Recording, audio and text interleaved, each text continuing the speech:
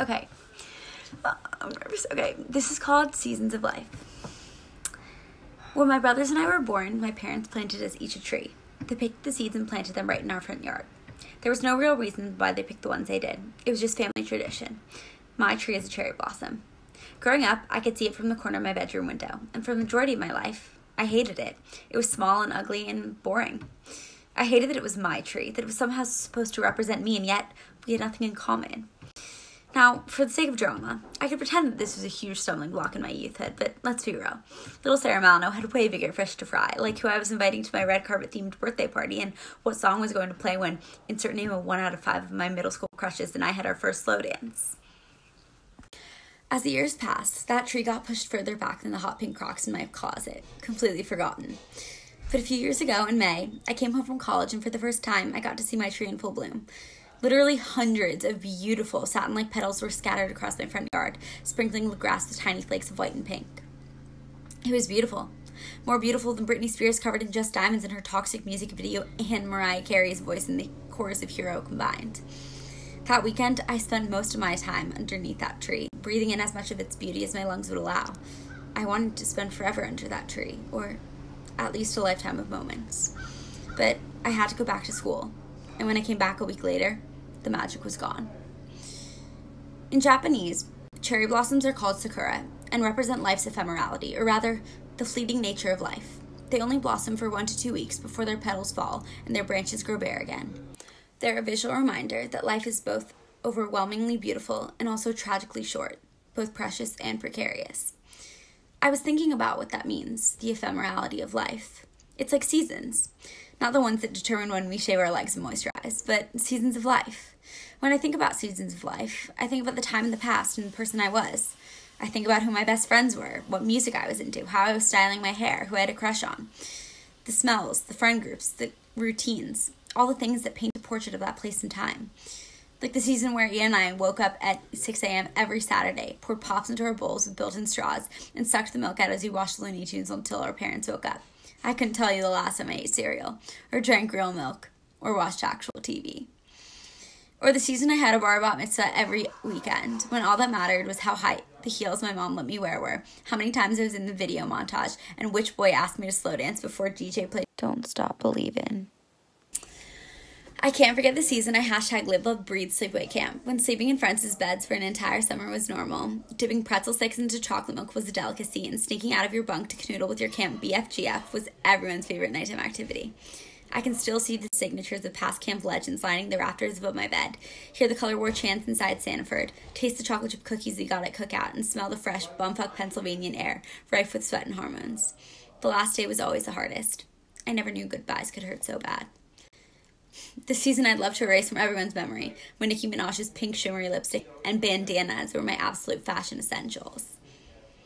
The season of peak coolness, when I went to a high school party every weekend in someone's basement I barely knew, with my newest best friend group. Baltimore parties were everything. The season of Israel was a big one. I spent 3 consecutive summers there. It's hard to escape the feeling I got there. It's like going back to a beach house each summer. You've changed, but it hasn't. My connection to people, a place, and to myself has never been stronger. And the super romantic dates with my Israeli boyfriends were a major plus.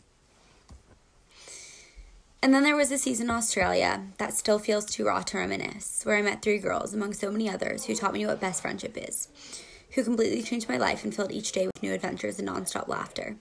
I've never been happier than I was in Sydney. I prayed each moment with them would last forever. But I knew it wouldn't. I knew things would ultimately change. They always do.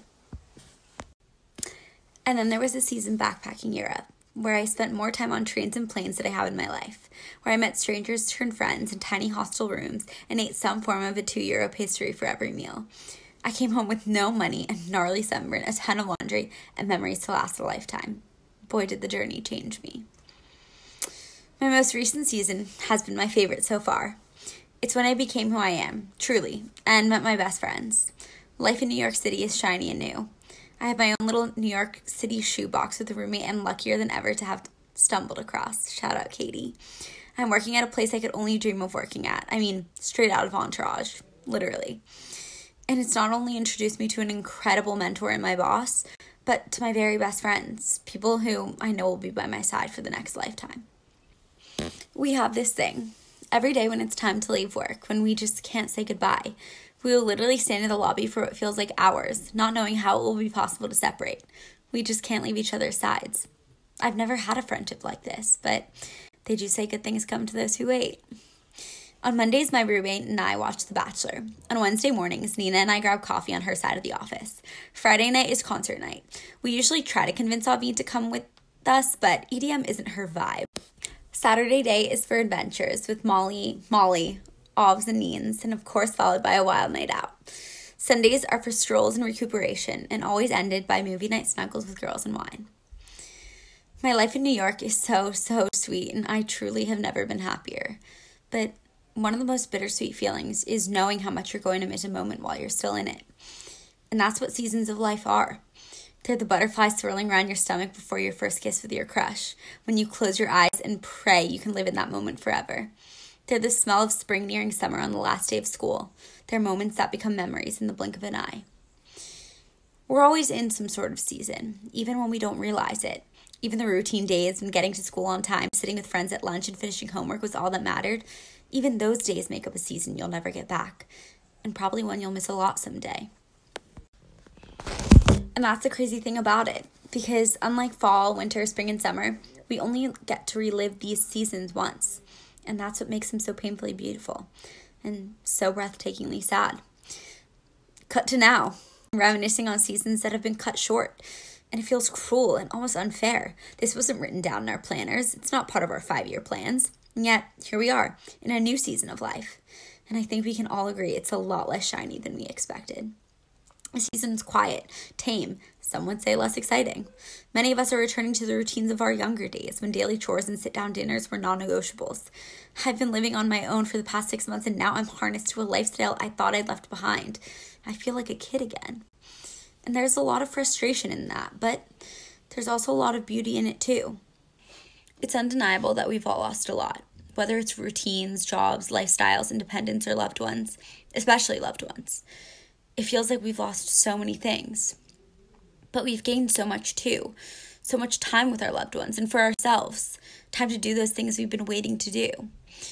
Despite all the things I left behind in my last season, this new one has become a memorable one, filled with films and fitness and lots of quality time.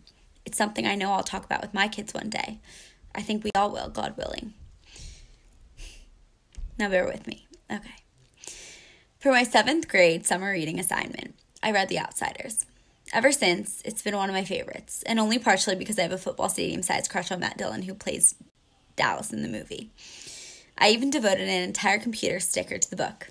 I figured it was less commitment than a tattoo. Around the middle of the book, Ponyboy recites a poem to Johnny. It's one by Robert Frost called Nothing Gold Can Stay. It goes like this. Nature's first green is gold, her hardest hue to hold. Her early leaf's a flower, but only so an hour. Then leaf subsides to leaf, so Eden sank to grief. So dawn goes down to day, nothing gold can stay. The poem meant a lot to me then, and even more now, because just like my cherry blossom, the poem is about the passing of seasons, the changing of times, the ephemerality of life, that nothing, especially that which is special and beautiful, can last forever, that nothing gold can stay.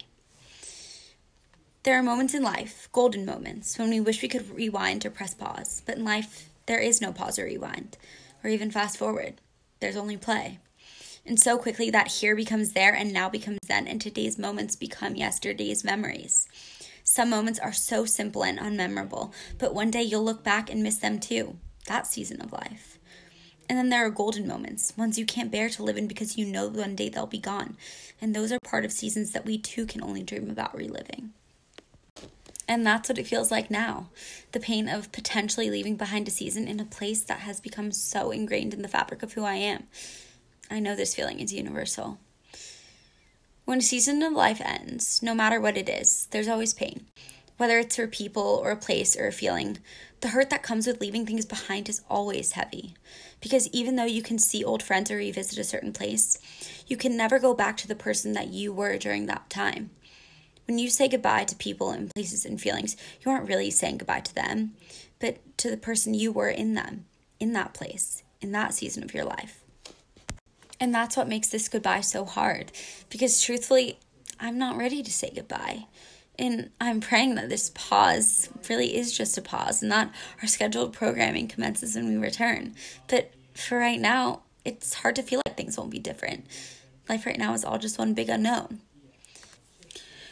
A year ago, I wrote this. I leave for Europe in a week to travel with my best friend. We've been planning this trip since we were itty-bitty teenagers. And now it's finally happening. I'm waiting to hear back about an opportunity that could completely transform my life.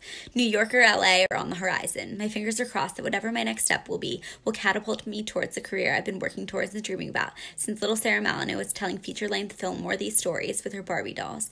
The rest really is still unwritten. The seasons are constantly changing. My closest friends today may be different a year from now. Maybe I won't be listening to EDM or wearing my hair straight. Maybe small town Sarah will be a big LA girl, working alongside my filmmaking idols and helping make movies happen. Or maybe I'll be in the Big Apple, witnessing the writing of some of the greatest SNL skits ever created. Or maybe I'll be somewhere else, doing something entirely different and new and surprising and unexpected. This next season is hard to predict. And that's what makes it so exciting. The cool thing is, I'm the one with the pen in my hand, writing my next chapter. Man, it's crazy what can happen in a year. I used to hate my cherry blossom tree. She used to be so small and boring, but she's not small anymore. Now she's big and bright and beautiful, even when she isn't in full bloom. She reminds me a lot of myself, constantly growing and changing and blooming. Frost said nothing gold can stay, but I don't think that's true. It's true we're always saying goodbye to seasons, some filled with beautiful and golden moments that ultimately become faded memories we wished we'd savored more. It's true that all things end. But I think if your eyes are open and you're always present and mindful of life as it's happening, if wherever you are, you're really there, you can stay gold forever. But that's just my opinion. Thanks for listening. Okay, that was a really stupid voice that I used in the ending, but thank you so much if you listened the whole way. I took a lot of time writing this, so I really appreciate you listening to the thing.